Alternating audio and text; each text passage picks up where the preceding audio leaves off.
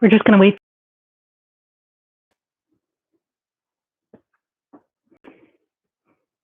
after the debacle on live stream 1. And apologize, you're going to see at the top of my head a lot because my computer's lower than you guys.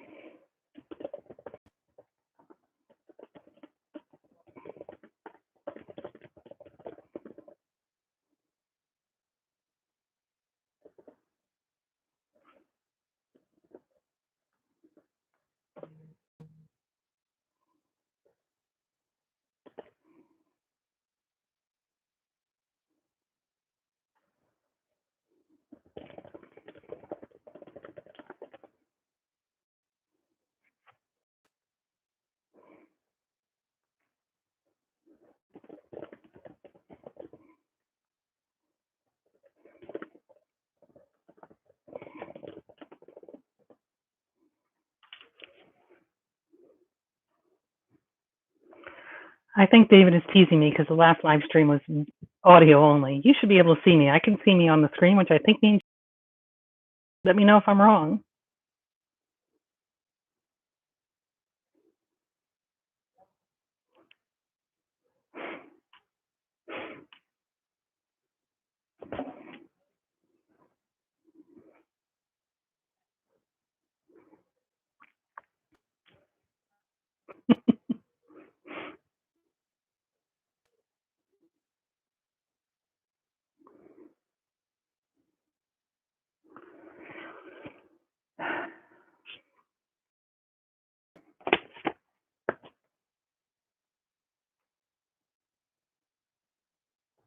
Hello, friends and family. It's day 96, cycle 5, day 11. And we're doing something different today. We're going to ask any questions you have of me. I have all my spiel I can go through, although I didn't pick a quote for today. And you guys let me know what questions I can answer, and I'll be happy to answer them.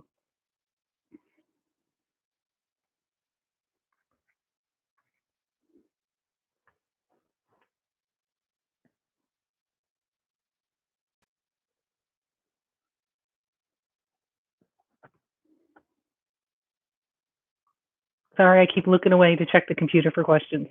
Not a good way to do this. I guess if I had an assistant, I could have them read the questions as they come in, but no assistant today.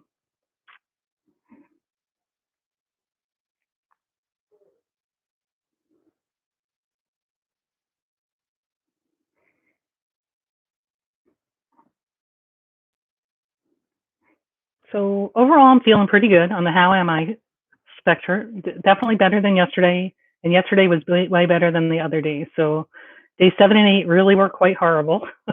Day 9 was a little bit better. Day 10 was a lot. Day 11 has been a lot bit better. I did spend most of the day out of bed. That was exciting. And I did some work on my YouTube page. Later on, you can go check it out if you click underneath here where it says partner and patient. I think I put up my picture, so you should see my picture now. And then also I put a banner up. You might recognize the picture. It's very blurry. I did that on purpose. It's artistic. All right. Question, is there concern about how much calcium you take in daily? No concern at all. My calcium levels are fine. It was a little misleading because when I started this exercise way back when, in November, as you may or may not know, my calcium numbers were crazy high, which is actually a result of the cancer, not as a result of something you were eating. But I was instructed not to ingest a lot of calcium because my calcium numbers were already high. But then later on in the hospital in mid-December, the nutritionist at the hospital, who's talks to all the cancer patients, basically, said that the calcium you ingest has nothing to do with the calcium that they pull from your blood serum. So you could eat a lot of calcium and it wouldn't really make a big difference on that calcium number. The calcium number is a direct relation to what's going on in your body. Now, if you didn't eat any calcium, or if you had a problem with osteoporosis, or your potassium, calcium, and vitamin D were out of whack and your body was pulling calcium from your bones and stuff, then you might see a shift. But overall, if you eat a lot of calcium or don't eat a lot of calcium, it doesn't have much impact on your calcium number. Did I answer your question? And again, caveat, I'm not a medical professional. I'm just sharing the knowledge that I've learned over the years, and in particular in relation to myself.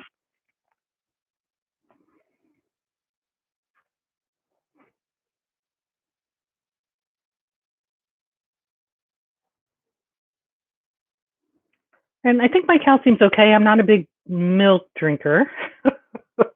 Not milk drinker at all. Although I've been drinking about a cup of milk with cereal, which is probably no good for me, but that's what I feel like eating lately for my tummy. But otherwise, I don't ingest calcium like through milk, but you can get calcium through green leafy veggies, and there's added calcium in my Porridge Plus and in my protein drink. So there's a little bit there as well. Enough. I'm getting enough. All right. No other questions? I'll do my to-do list, and then I'll look for questions on my to-do list. So today, what I accomplished was rest, hydration. I built my channel stuff that I wanted to get to, so it's cleaned up. If you go to my channel, my YouTube channel homepage, like if you click on Partner and Patient, you go to that page later, you'll see it looks much prettier. I did some work there. I did set up the studio, so you're not looking at a green screen. I fixed the microphone with this headset for now, and I did this live. So that's what I accomplished today. I also did some walking. I had some failures with charity miles again today. I'm very aggravated with charity miles. I couldn't walk for days, and then yesterday I tried 3 times. I only got 1 walk out of that. And then today I tried twice, and I got 1 walk out of that. But I am doing a little bit, so that's good. Any other questions?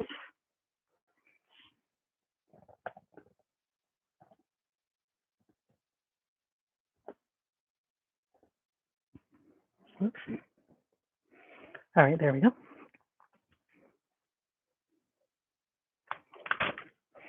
All right, I'll hit you with my to-do must list for tomorrow. I have to work. I have to hydrate, and I have 2 robotics calls. Ironically, 2 robotics calls. So that's what I have to do tomorrow.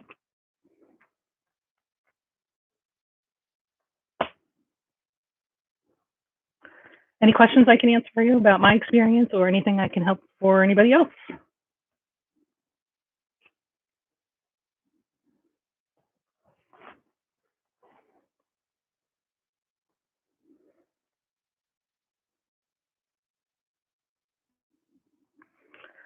All right, so what can I chatter about? How did the robotics team do this weekend? All right, so that is a kind of a somewhat difficult question to answer because it's COVID times. It wasn't a live competition like we would typically go to, where we spend the whole weekend at competition, and by the end of the weekend, you know your results. So what they did this year was obviously all virtual. And so for the chairman's program, which is our outreach program that I'm most active in, I think there's a group of, we call it FMA. It's First Robotics Mid-Atlantic. And it's a conglomeration of about 130-ish teams from New Jersey, Pennsylvania, and Delaware. And they all compete. And so not all of those teams compete at the chairman's level. That's only for certain teams that do the outreach programs. Some just compete with the robots, right? So the folks that, I think the number is in the 30s to 40s of those 120 teams that compete. And so over the course of Saturday and Sunday, all the teams that competed presented to some set of judges. There were 4 different judge rooms, virtual judge rooms. And I don't have any information about when we'll hear back on that. I assume it'll be within a week or 2. And I also don't know the next steps. Will there be like a regional? Typically at the regional, when it happens in a typical competition season, we all compete at the different competitions. There's 2 winners from each competition. And then all those winners from the competitions go to regionals. And then at regionals, they pick 2 to represent that FMA at nationals. I do know that they're still only picking 2 to go to nationals. I don't know if there'll be a regional level. So they'll pick, a handful from each room, and then we'll all compete again. or if they're just going to pick the 2 that are going to nationals from the first round. So I'm really not clear on the next steps. And then similarly, for the Game Challenge and the Innovation Challenge, our folks presented in a virtual room to judges, and the feedback comes within a couple weeks, and then we find out what the next steps are. We're not really clear on that. Okay. Does the doctor think, sorry, the text is a little small. Does the doctor think, to the best of his knowledge, that the 6th treatment will be the last? So my doctor doesn't do what ifs. I think I mentioned this on another video, but based on the blood work and the PET scan that we already saw, and my current response to the chemotherapy, based on what we know, it is looking promising that the chemotherapy is working and the 6 will be the last. But he won't make a decision until he sees the results of the next PET scan, which is 6 weeks post my last, sorry, not to say that, 6 weeks after my 6th cycle treatment. So I estimate that would be sometime in late May, maybe before your wedding anniversary or thereabouts. So to answer your question, as far as how did the robotics team do, you know, there was a mentor in every room when they competed. They did well in their presentations. Most of them were able to answer the questions the judges gave them. Overall, they did well, but it's always difficult because you don't know, A, it's somewhat subjective on the judge's part, and B, we don't know what the other teams brought to the table. So we thought that they did very well. You know, and we thought that the program was very strong. Our initiative work is the strongest it's been in many years, but I don't know what the other teams are doing. So, you know, I can't compare apples to apples at this time. You know, only the judges know what everybody's doing across the board. I mean, there's some stuff on socials. There's one team, I think it's FRC Team 203 I saw. They passed a law to allow FRC teams in every high school at the New Jersey state level. So my guess is that they will be getting chairman's award. So again, I based on my years of experience, I would believe that they are going to be one of the FMA selections for nationals. But I don't know what everybody else is doing. Did somebody else do something even more spectacular? You know, do I think we did something at that level? No. But did we do some, you know, have we maintained this program for 26 years? Are we doing lots of great outreach? Are we, you know, doing lots of collaborations and other things? Yes. So, and, you know, saying you can have a team at the high school and implementing a team at the high school are 2 different things. Its teams are incredibly expensive. So there will be some districts, even if you say, yes, they can have a team, I'm not clear on how they'll be funded. Even in Hillsborough, which is relatively affluent, our district doesn't really fund us at all. So, for what that's worth, it's all self-funded. We get sponsors, business sponsors, and then fundraising and so forth. All right. Any other questions? All right. Let's see. What else do I have for you? I did the to-do, ta-da. Okay. Oh, I did get my PICC line changed today. I thought it was going to be tomorrow. It usually is Tuesday, but it was actually coming off after the weekend I had. And I texted my nurse. She was unavailable, but she sent another nurse because, you know, it's pretty high risk of infection, and you don't want an infection in this line that goes straight to your heart. Very bad news. So I contacted them, and they came out and they changed the dressing today instead of waiting another day. Okay, let's see. Okay, so how is my PICC line cuff working, the crocheted one? I haven't found, this is not mine. This is the one they provide. I cut it up a little bit to my specification. I don't know if you can see. I actually cut a hole in it, so it did the bend like you recommended early on. The issue here is that this is synthetic and might be. The good thing is they provide lots of these, so I can take these on and off. I can even cut them off if they're bothering me. The bad thing, I really would like to figure out how to make one with my bamboo yarn. I made one, I did everything in the fabric where I could just button anywhere on the fabric, but it doesn't stay very well. And it's a little bulky. So I'm trying to come up with a better solution. So I've been trying to solve for when I have to for the 5 days of continuous infusion in addition to now when I have nothing connected. And I'm beginning to think maybe I should just solve for now when I have nothing connected, and then maybe use this solution for me and just be done with it. That's my thought at this time. So I might have another prototype coming, prototype 3, 4. It might be prototype 4, I don't know. Sorry, reading. Pickline cuff. Yeah, so I'm thinking I might go back to the yoga sock model where we had the little hole for my elbow, and then try a tighter weave or a stiffer weave. The weave, the one that I like the look of is called the Suzette stitch. It has a lot of give, and I think that's causing the issue as far as it's a fabric that has a lot of give, so I think it's causing an issue as far as the fit.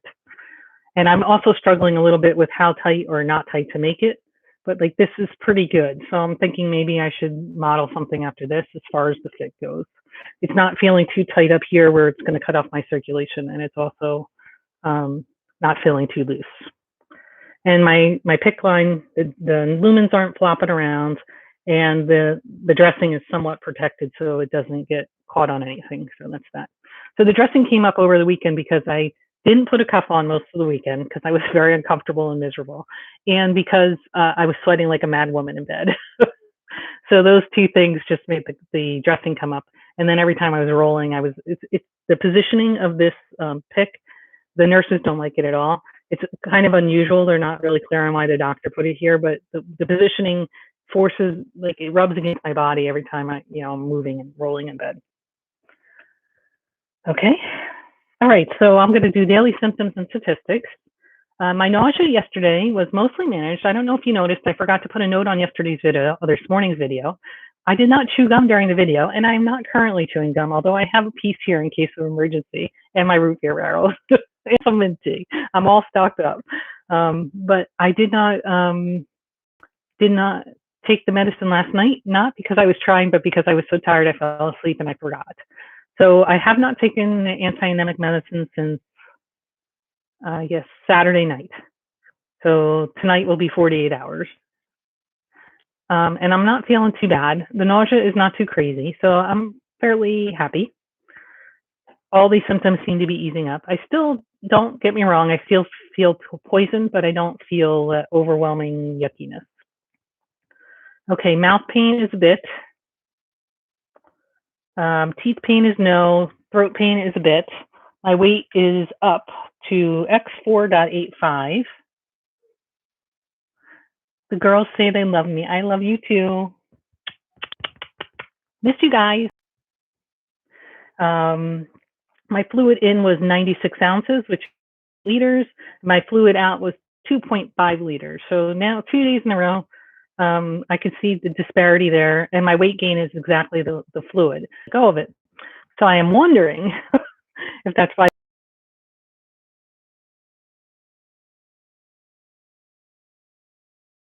an exact science, and I'm certainly not as diligent as I need to be. I should be measuring fluids in my foods and subtracting for insensible losses and all that, and I don't really do that. I'm just measuring in and out, straightforward. All right, my sleep last night was 6 hours and 29 minutes, which was good. I didn't take any naps today, but I did lay down a few times, but not like yesterday where every time I was up, I had to lay down. So definitely I'm getting a little more stamina. Thumbs up. My movement was great yesterday, 6,500 steps, awesome. And my vitals are fine. They were actually a little low when the nurse came this morning. My heart rate is high and my blood pressure was low. So I think that's just me recovering from the chemotherapy. And maybe I need to take my blood pressure before I take my blood pressure meds. If it's low, I shouldn't take it. Not crazy low, but it was like 98 over 60 or 70, I think. 62, 60, something like that. So it was low-ish. Also, when they take my pressure, they take it here on my forearm because I'm supposed to have limb precautions on the right side because they took more lymph nodes when I take my own blood pressure, I just do it on the right side. But I don't let the nurses and doctors. All right, I'm looking for questions. All right. All right, neuropathy is just a bit on my fingers. I'm not feeling anything in the lips anymore, and I'm not even clear that was neuropathy. Maybe that was electrolyte imbalance. I don't know. Hair loss is status quo. Skin is status quo. Nose clots are back, so that's a yes. Night sweats were a little bit. I think they're coming down. Headache, no. Fatigue, a little bit. I did lay down a few times, but wasn't crazy. I think definitely tomorrow for work, I'll be able to tolerate most of the day with periodic, 15-minute refreshes or a lunchtime refresh. Red skin, no, and chemo, no. So that's all my symptoms and statistics. Let's see, any questions? No questions? Oh, I don't think this is right. I think I wrote that wrong. Is that right? Okay, hang on a second. I wrote down the charity miles. No, it's right. Holy mackerel. Okay, so our charity miles, we have 16 people on our charity miles team. If you're interested in joining, please do. Our team is Crush NHL, exclamation point, exclamation that we've moved. Absolutely amazing. You guys are killing it. Killing it. Way to go. All right, what else do I have for you? I'm trying to see here. I don't think I have any more data here. Does anybody have any questions for me?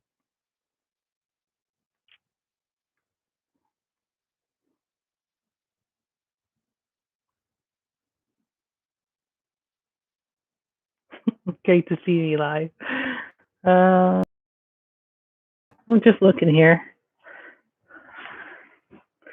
Yeah, I finally got the live to work. I'm feeling very accomplished. Is there a better topic for a live? I just kind of pulled this one out of the air. Ask me anything. I thought it might be helpful. And on Reddit, a lot of people have questions like I just started chemo. Is the next chemo going to be worse, or this or that? But I recognize you guys don't have those questions, but you might have questions for me. So whatever questions you have, I'm happy to try and answer.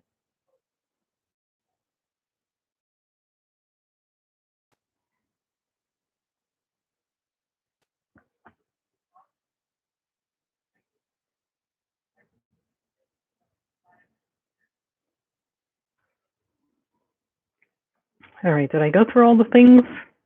Did I forget anything? I think I got everything. I don't want to hold you guys up if we don't have anything to talk about. So thank you so much for joining me today. Love you. Remember, every day is a gift. Live it. My appetite is back from day 7 and 8. I wouldn't say it's quite back to where it was before. I put in a Costco order several days ago, and it has lettuce and spinach, and I haven't cracked into that yet. So I'd like to maybe get into some more salad this week. So maybe tomorrow I'll try and make that an exercise. But I'm not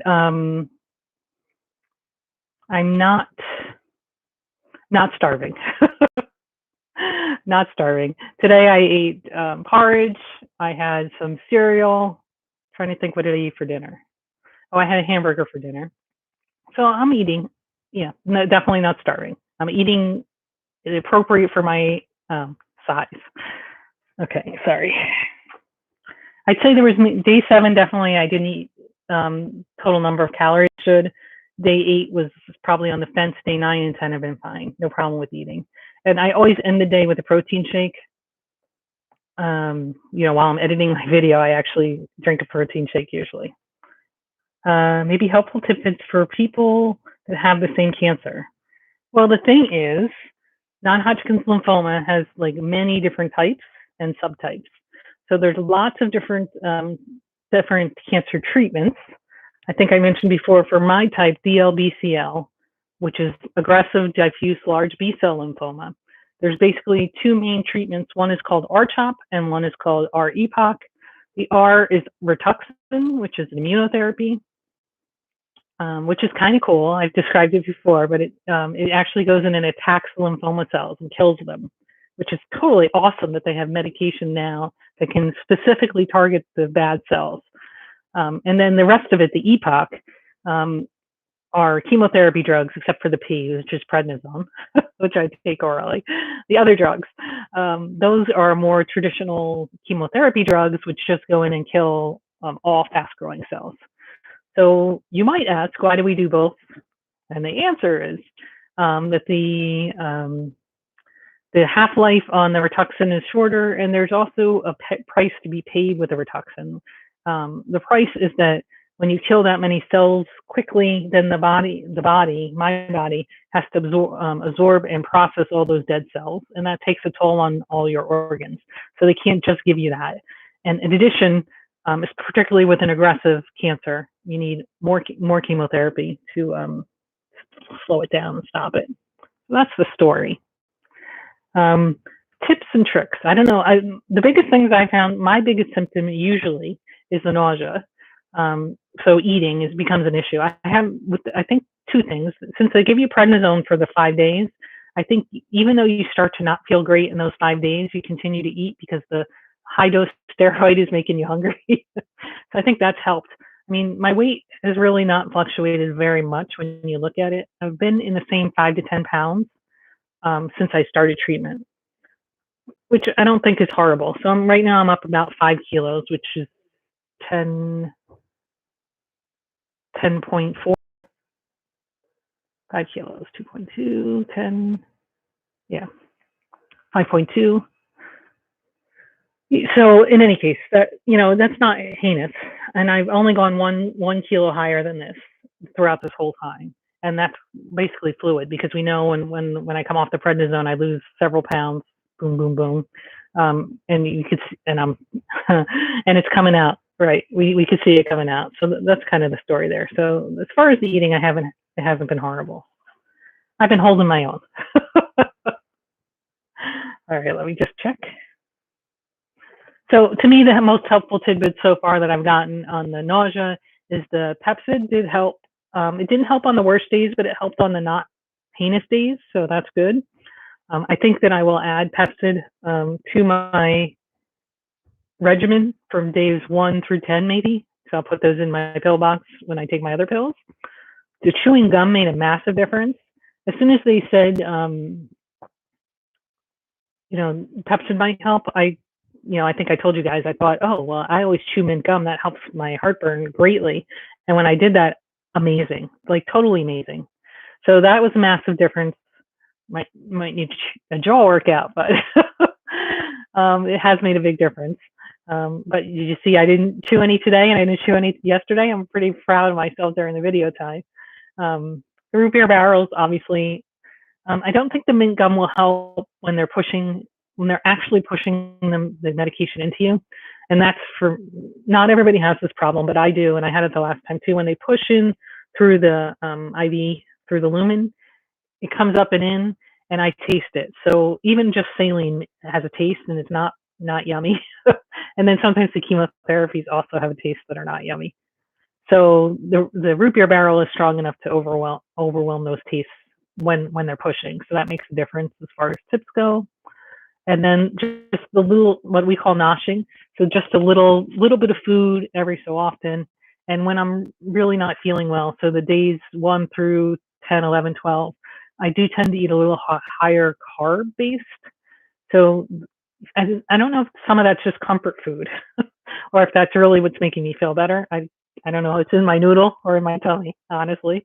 But so the porridge, pasta, nothing too spicy.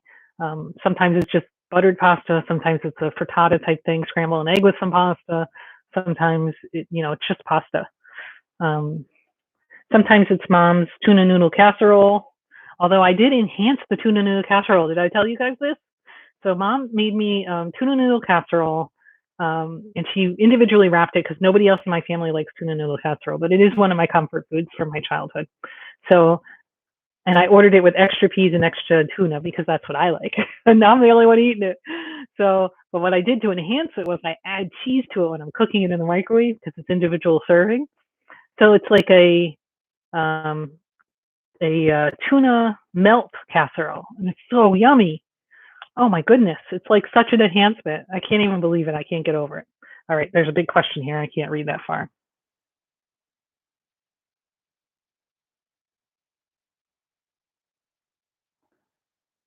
Okay. All right, so my brother says in the chat here that I should explain about shaving my head. So this is my second time going through chemotherapy and losing my hair. And it's not all lost. I don't know if I can get close enough for you guys to see. There we go. Can you see it? There's a few hairs in there, but it's mostly lost. And at the beginning of my videos, they won't be on today's video, but if you pick up any other video in the last couple of weeks, I changed the start of the video to show like a snapshot of me, I don't know, every 20 days or so, 20, 25 days. And when I shaved my hair, I shaved it like day 18, I'm going to say, and it was a little early. And when I see all the hair that was on my head at that time, and I was thinking it was falling out already.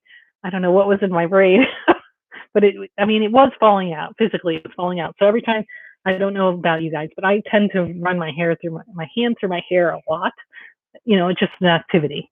And on that day, which happened to be December 31st, every time I ran my hand through my hair, I would have like hair stuck between all my fingers a lot. And I had already cut my hair. So I knew, I guess I knew just around my birthday in early December that I had lymphoma and I was going to have to be treated. And we were still trying to figure out exactly what the treatment was and when the treatments would start. But I had scheduled already a haircut, and I was debating, do I cancel the haircut because my hair is going to fall out anyway, or do I go get it cut?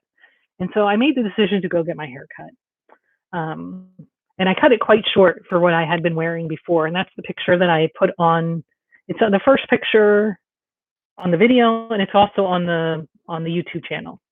And that picture, it was quite sassy, and I really liked it. It felt very yummy to me. And then shortly thereafter, within a week, I think, I was hospitalized and the treatments began.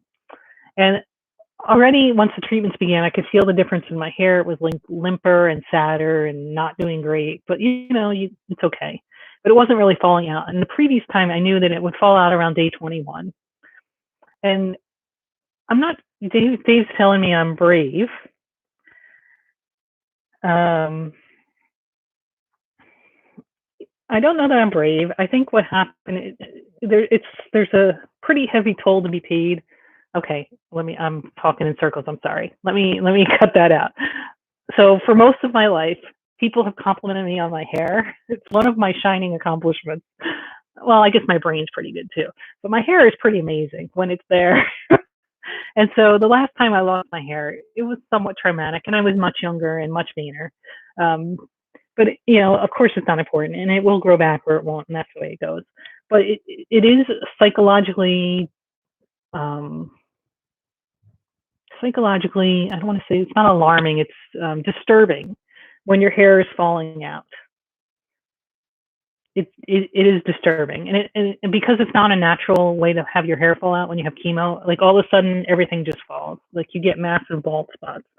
And when it started on New Year's Eve, I didn't want to be just finding hair all over the house, and I was crocheting a lot at that time, and there was like hair and everything I was crocheting, and it was totally disgusting. And I decided I'd rather just be shaved than deal with and when the little hairs fall out all over the place, I don't care. I'm not attached to these little hairs. I was attached to that sassy little cut. I thought it looked good. I felt great in it. I'm like, but and that's why I shaved it when I did. I probably could have waited another week or so before it really had to be shaved, but it was falling out. It was on the pillow. There was massive amounts in the shower drain, that kind of stuff, but probably not much more massive than what you're used to. All right. So sorry. I don't know if I answered your questions. I can remember that tuna casserole. It was a staple in our house. I think we had it once a week, at least. But the cheese makes it awesome. It just takes it to another level. So what I do, Mom gives me I asked her to just cut it into bricks, and they're individually wrapped in and frozen. And I just pull one out, and I think I microwave it for like 2 minutes with a little bit of water on the bottom and a lid on top to unfreeze it. And then I add the cheese, and there's still some water. I add the cheese for another minute maybe, a microwave, and then I mix it all together, and the little bit of water that's left becomes turns the cheese into a cheesy sauce. If that makes any sense. Anywho, it is fabulous. I'm calling it tuna melt casserole, and it makes me happy. I haven't had it for a few days. I had it maybe on day 5 or 6, but I haven't had it since day 7. All right, what else do I have for you guys? I think that when you shave your head is an individual decision. Some people never shave their head; they just let the hair fall out and have the wispies. Like if I hadn't shaved my head, then each one of these hairs would be grown to some degree, not as much as they normally would. You know, like your nails don't grow, like everything doesn't grow as much because the chemotherapy is killing all my fast-growing cells. But in the off weeks, you know, by week 3, just before I start getting treated again, things are starting to grow back a little bitty bit, not things we could see, but at a microscopic level. So if I left the hair here and didn't cut it, there would be some hair, but it would be very limp and it was, you know, I don't like to have hair that I can't just, you know, hair is an accessory. So if I can't just pull my hair back and be comfortable, or a barrette or something to get it out of my face, then I just didn't want it. So that was my philosophy. But I think there is some adjustment to be made about not being attached to it and knowing. And I think it's a little scarier this time from the perspective that I read the documentation, and the documentation says that the medication I'm on, some people don't grow their hair back. It might not come back. So I'm very hopeful that's not the case for me. And it probably won't be because I have a lot of hair. I mean, even today I still have hair. There's other people that have no hair, right? But like if I don't put on my eyelashes are pretty sparse. My eyebrows, if I don't draw them in, are getting pretty sparse. So if I have to go beyond 6 treatments, or if it doesn't come back, this might just be the way it is. And that's the way it is. That's the way it is. Okay. So everybody's a fan of the tuna. I guess I should write this in here because if you weren't, so we're tuna, tuna melt casserole.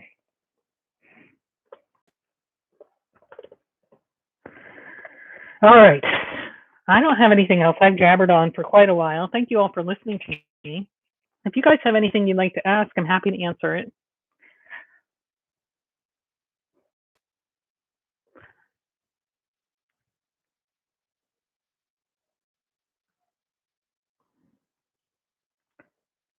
All right. I think I'm going to call it then. Thank you so much for joining me today. When you get a chance, click on Partner and Patient and check out my new landing page. I think I did a good job. Give me any feedback you got. I tried to be a little artistic, but not too crazy. And of course, within the limitations of my skill set. And maybe at some point we'll get to that logo and all the other stuff I want to do. But for now, I think this was a good solution, and not letting perfect be the enemy of the good, right? No questions. All right. Thanks, everyone. I love you. We'll see you tomorrow.